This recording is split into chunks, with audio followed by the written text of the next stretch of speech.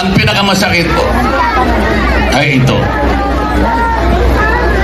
Bakit po ang presidente ng Russia, si Vladimir Putin, inisyuan din ng warrant of arrest nitong inutil na ICC ito? At meron din pong Interpol na nagbigay ng warrant of arrest. Bakit po hindi nahuli ang Vladimir Putin ng Russia? Ganon din po ang presidente ng Israel, Benjamin Netanyahu. Meron din pong warrant of arrest na inisyu ang ICC, ang inutil na ICC ito. Meron din pong ginamit na Interpol. Pero hindi rin po nahuli ang Benjamin Netanyahu.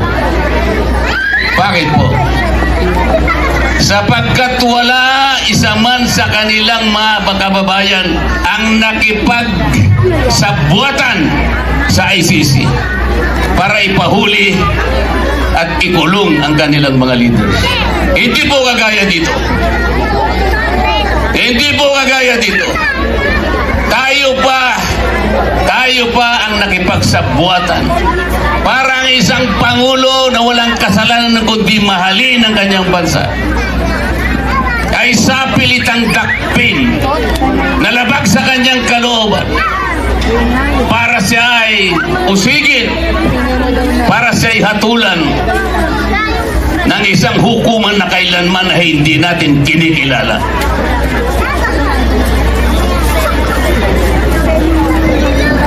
Isipin po ninyo kung ano ang demandang binasa sa Pangulong Duterte. Siya daw ay nakapatay ng 43 tao sa pagitan ng 2011 at 2019. 8 taon. Yun po yung binasang demanda. Akala ko ba yung kanyang mga kalaban dito palaging sinasabi ang pinatay daw sa war on drugs 30,000 people. Hindi po, binasahan siya ng demanda do sa Hague 43 individuals sa loob ng 8 taon. Ibig sabihin, 5 di umano'y napatay sa loob ng 1 taon. Bakit nakalimutan po nila yung Mama Sapano Massacre? 44 na pulis ang pinatay sa loob lamang ng 1 araw. Bakit nakalimutan po yung Maguindanao Massacre? 58 ang napatay sa loob lamang ng 1 araw. Wala man lang isa na nagsuplong sa ICC. Si Vladimir Putin gumagamit ng missile sa giyera sa Ukraine. Ang missile hindi pumipili kung sino ay papatayin. Sanggol, matanda, babae, bata, kahit sino. Kung sino ang abutan ng missile. Yun po yung crime against humanity. It's a widespread and systematic attack on civilian population. Ganon din ang ginawa sa Israel. Ang mga missile ng Israel na pumupuksa ng maraming kalaban, yung Hamas, walang pinipili ang missile. Yun ang crime against humanity. Ang Pangulong Duterte, ang ginawa niya ay gumawa ng programa para durugin ang mga taong nagbebenta at nagpupus ng droga dito sa ating bansa. Sapagkat alam niya ang panganib ng droga. Ang droga ay sisira sa pagkatao ng isang human being, ng isang tao. Ang droga ay sisira sa isang pamilya. Ang droga ay sisirain niya ang lipunan. Ito ang ayaw mangyari ng dating Pangulo.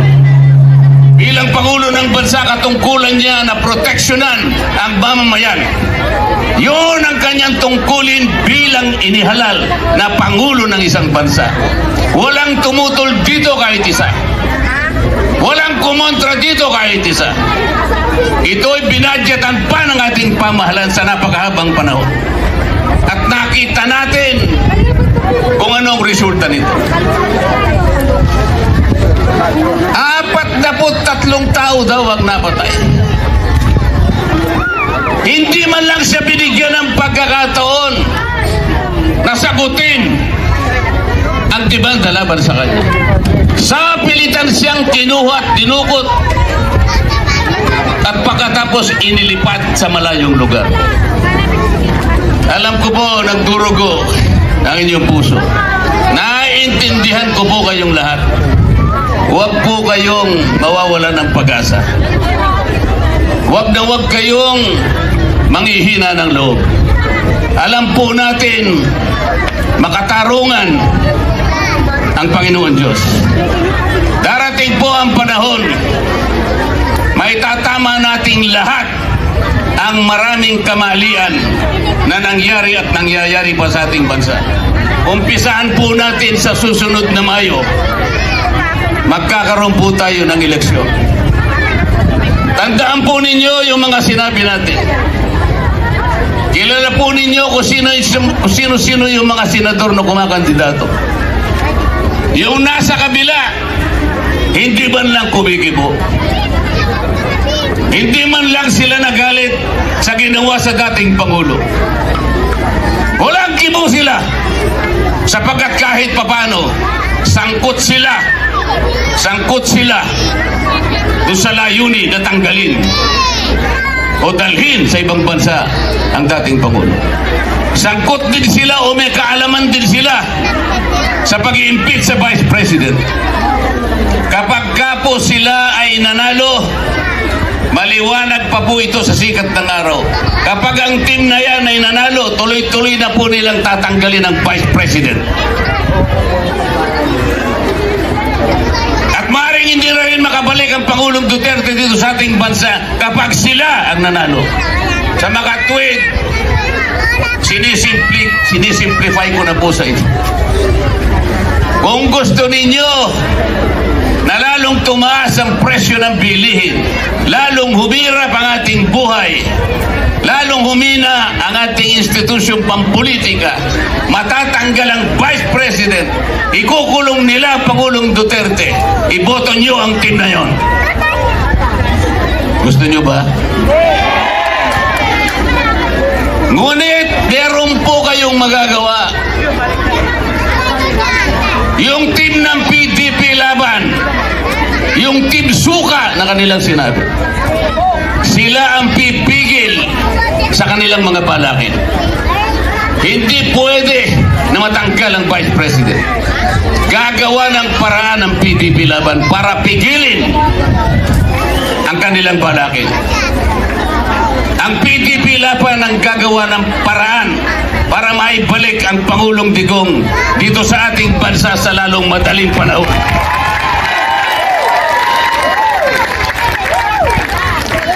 Kailangan po iboto nyo lahat ang team ng PDP laban.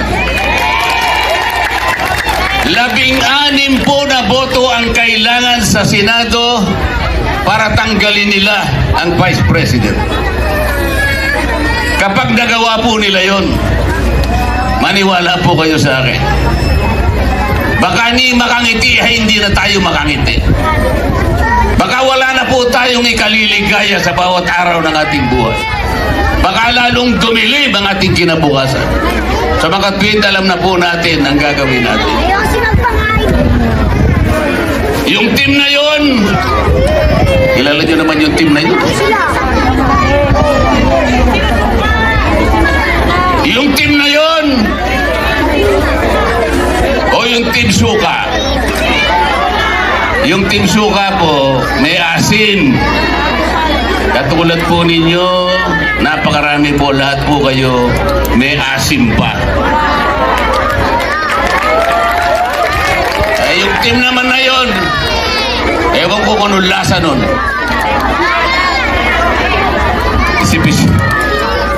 Isip-isipin naman ninyo.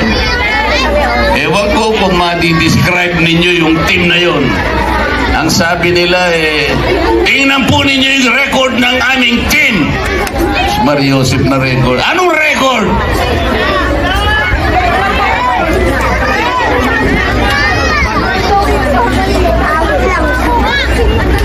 Tinitingnan niya ako So, mga kababayan, salamat po sa pagkakataon kami nakapunta sa inyong lugar.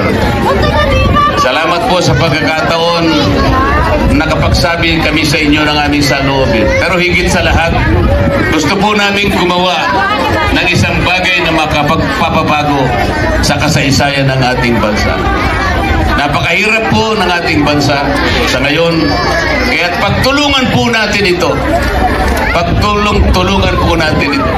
Huwag po nating kalilimutan ang ginawa nila kay Tatay Digong. PRRD is the image of sacrifice and courage. PRRD is the symbol of our honor as a free, brave, independent and sovereign nation. PRRD is the unifying force so that we can regain and restore the dignity, the rectitude, and the majesty of our laws. Ito po yung gusto namin gawin. Ito po ang gustong gawin ng PDP Laban. Hindi po namin kayo bibiguin. Ituloy po natin ang laban. Ilaban po natin. Let us protect and defend our nation. Let us bring back President Rodrigo Roa Duterte. Maraming salamat.